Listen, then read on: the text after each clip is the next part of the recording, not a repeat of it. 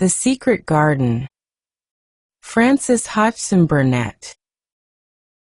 Previously, on The Secret Garden, Mary Lennox sits beside her cousin Colin, challenging every gloomy word he speaks. She talks of Dickon, of the moor, of sunlight and growing things. And something begins to shift. For the first time in his life, Colin laughs, and the room brightens with a feeling neither of them has known before. But outside the door, worried eyes are watching, and not everyone is ready for the boy to change. Nest building. After another week of rain, the high arch of blue sky appeared again, and the sun which poured down was quite hot, though there had been no chance to see either the secret garden or Dickon. Mistress Mary had enjoyed herself very much. The week had not seemed long. She had spent hours of every day with Colin in his room, talking about Rogers or gardens or Dickon and the cottage on the moor. They had looked at the splendid books and pictures, and sometimes Mary had read things to Colin, and sometimes he had read a little to her. When he was amused and interested, she thought he scarcely looked like an invalid at all, except that his face was so colorless and he was always on the sofa. "You are a sly young one to listen, and get out of your bed to go following things up like you did that night," Mrs. Medlock said once. "But there's no saying it's not been a sort of blessing to the lot of us. He's not had a tantrum or a whining fit since you made friends. The nurse was just going to give up the case because she was so sick of him, but she says she doesn't mind staying now you've gone on duty with her," laughing a little. In her talks with Colin, Mary had tried to be very cautious about the secret garden.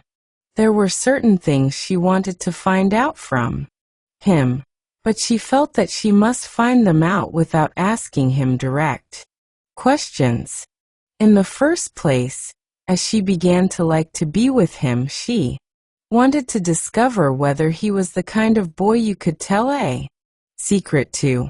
He was not in the least like Dickon, but he was evidently so pleased with the idea of a garden no one knew anything about that she thought perhaps he could be trusted. But she had not known him long enough to be sure. The second thing she wanted to find out was this: if he could be trusted, if he really could, wouldn't it be possible to take him to the garden without having anyone find it out? The grand doctor had said that he must have fresh air, and Colin had said that he would not mind fresh air in a secret garden. Perhaps if he had a great deal of fresh air and knew Dickon and the robin and saw things growing, he might not think so much about dying. Mary had seen herself in the glass sometimes lately when she had realized that she looked quite a different creature from the child she had seen when she arrived from India. This child looked nicer. Even Martha had seen a change in her. "To air from teach more has done thee good already," she had said. "Though art not nigh so yeller, and thou art not nigh so scrawny. Even the hair doesn't slamp down on the head so flat. It's got some life in it, so as it sticks out a bit." "It's like me," said Mary. "It's growing stronger and fatter. I'm sure there's more of it." "It looks it for sure," said Martha, ruffling it up a little round her face. "Though art not half so ugly when it's that way, and there's a bit red in the cheeks." If gardens and fresh air had been good for her, perhaps they would be good for Colin. But then if he hated people to look at him, perhaps he would not like to see Dickon. "Why does it make you angry when you are looked at?" she inquired one day. "I always hated it," he answered, "even when I was very little. Then, when they took me to the seaside, and I used to lie in my carriage Everybody used to stare, and ladies would stop and talk to my nurse, and then they would begin to whisper, and I knew then they were saying I shouldn't live to grow up. Then sometimes the ladies would pat my cheeks and say, "Poor child." Once when a lady did that I screamed out loud and bit her hand. She was so frightened she ran away. "She thought you had gone mad like a dog," said Mary. "Not at all." Admiringly. "I don't care what she thought," said Colin, frowning. "I wonder why you didn't scream and bite me when I came into your room?" said Mary. Then she began to smile slowly. "I thought you were a ghost or a dream," he said. "You can't bite a ghost or a dream, and if you scream they don't care." "Would you hate it if a boy looked at you?" Mary asked uncertainly. He lay back on his cushion and paused thoughtfully. "There's one boy," he said quite slowly, as if he were thinking over every word. "There's one boy I believe I shouldn't mind. It's that boy who knows where the foxes live, Dickon." "I'm sure you wouldn't mind him," said Mary. "The birds don't and other animals," he said, still thinking it over. "Perhaps that's why I shouldn't. He's a sort of animal charmer and I am a boy animal." Then he laughed and she laughed too.